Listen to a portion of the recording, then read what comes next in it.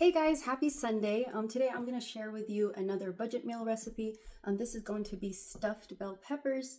Obviously you can use whatever color peppers you want. I'm also going to show you how to make the peppers go a little bit further. Today I am using red bell peppers. They are a little bit more on the expensive side, but with this recipe, if you're only cooking for 1 or 2 or even 4, you can work it off of 2 bell peppers and 1 pound of ground beef, and you'll still be at that price point of about $2.50 per person. Today I am going to use up a little bit more than that, just because I'm making a double batch, still within the price point, considering serving size. So the first thing that you're going to want to do is start with your ground beef. This recipe is also really good with ground lamb or ground bison.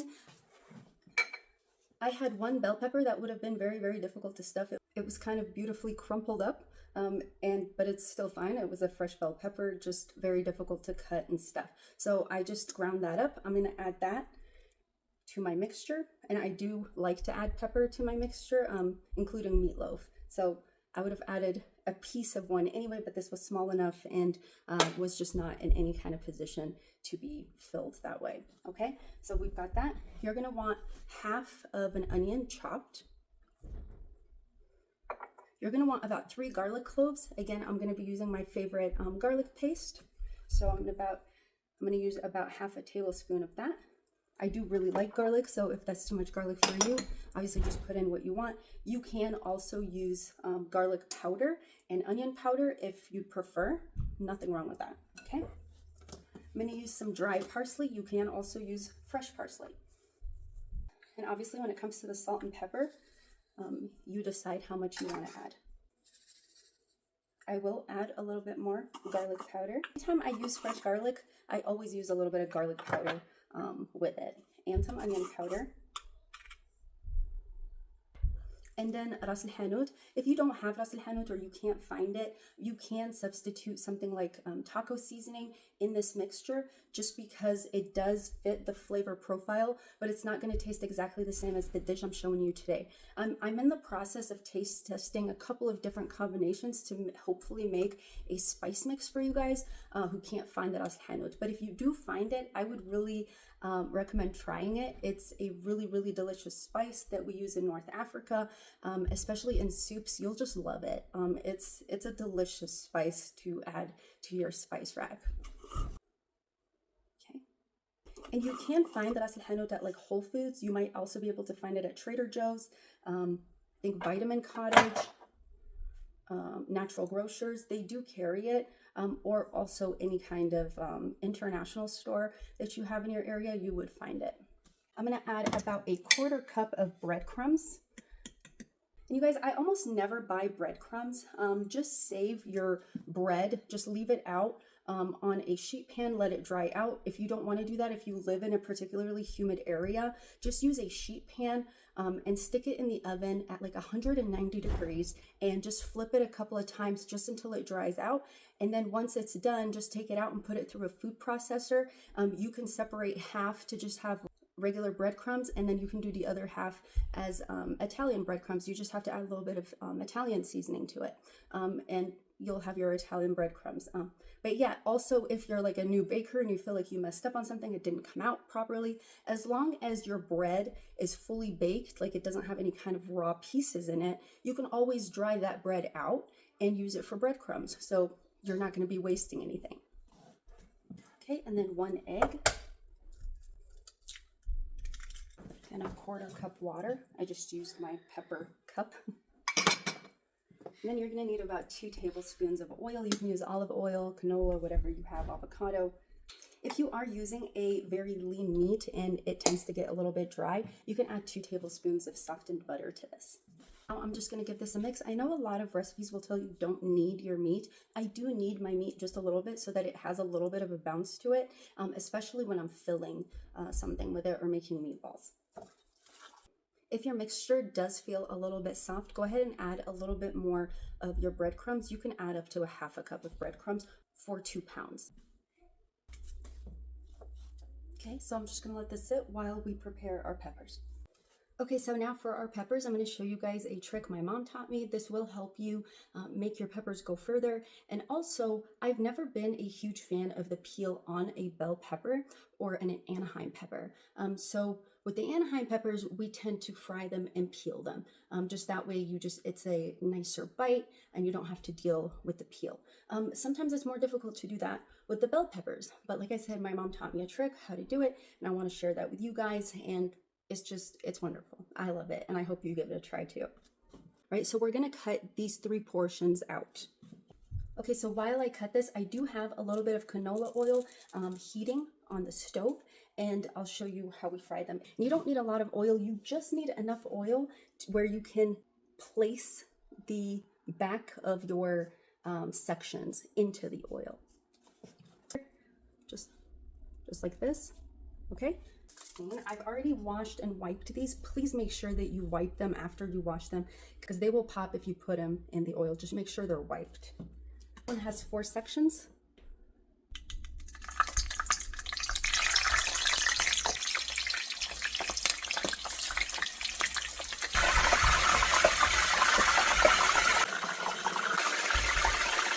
Okay, so I'm just going to cover this with a little bit of foil and just let it sit while I prepare the sauce and the potatoes that go with this.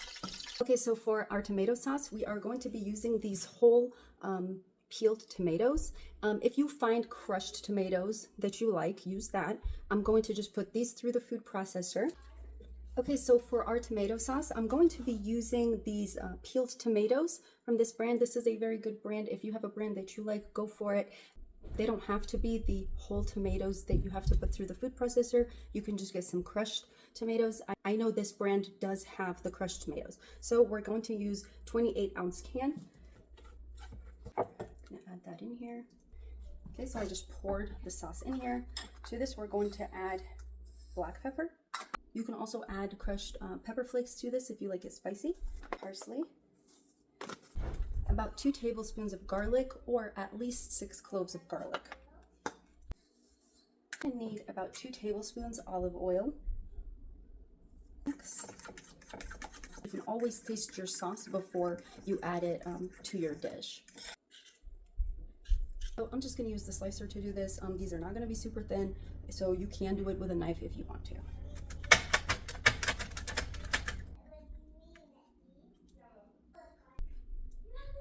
Obviously, if this is a step that you don't want to take, you don't have to. You can just eat them with the peel on. Okay, so I'm going to spray this.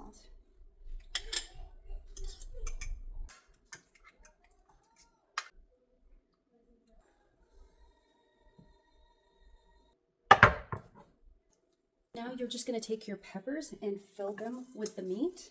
If you have a vegan diet or a vegetarian diet, just always remember you can fill these with portobello mushroom and use just all of the same fillings, obviously like no egg or anything like that. But you can use all the same fillings, and instead of meat, just go ahead and use some portobello mushroom. Also, you can use mashed potato. You can fill these with your favorite mashed potato too. And then obviously don't do the potatoes at the bottom. You can do something like some squash on the bottom. You know, it's up to you. But there are ways to make this so that it's either vegan or vegetarian. Do this with the baby eggplants, those tiny, tiny little eggplants. Those are so good. With those, you can just cut each one in half and fill it with meat. Oh, delicious. I don't know if this is going to get copyrighted. I don't know if you guys can hear the national anthem in the background. The boys are obsessed with the national anthem, and I mean, nothing wrong with that. I think it's beautiful to be patriotic, but yeah, it's usually on, and I don't know if that's something that would get copyrighted. But anyway, what was I saying? Yeah, so the yellow pepper is a lot easier to peel because it has a thicker skin on it. It looks super cute. All right, perfect. This is what it looks like. Okay. Just remember, never add too many bay leaves, or you could get a very bitter taste in your food. dish. So this is definitely something that you can pre-make, put it in the fridge, and then just bake it the day of. Okay, so you're gonna wanna bake this at 400 degrees for about an hour. Around the 45-minute mark, you're gonna want to remove the foil and let it bake for another 15 minutes and just get nicely browned on top. It is a good idea to bake this on a baking sheet. Just place your whole tray on a baking sheet, just in case it bubbles up and seeps. You don't want it to get all smoky. I'm gonna add this leftover meat.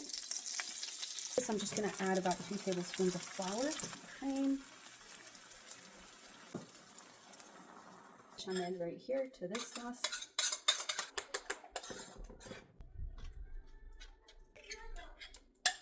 Do this, we're just gonna add some parsley. Gonna cover it. Okay, and this is the sub bread. I just made some more, just because it's absolutely delicious with the peppers and meat. So here we go.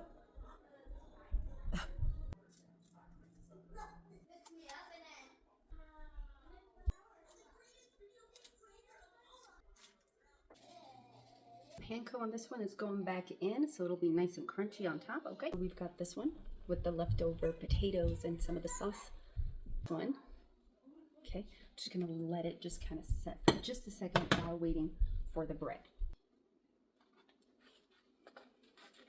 You can make it as a sub.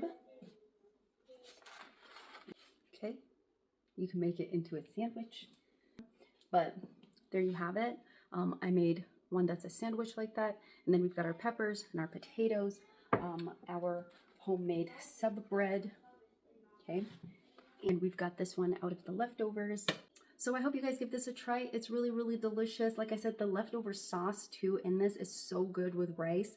So it would make a, so rice would make a great side dish for this, or it's something to put along with, you know, your peppers and meat and potatoes. Okay, I hope you guys are enjoying your weekend. Happy Sunday, and I cannot wait to cook live with you guys for Thanksgiving. It should be an all-day ordeal the day before Thanksgiving, and then on Thursday we're just gonna set things up, but on Wednesday we're gonna have everything prepped and ready to go. So on Thursday we're not gonna be all beat up and tired, not even have time to put on some mascara. Okay, so I hope to see you guys there. I love you guys. Thank you so much for hanging with me, and I will see you very soon.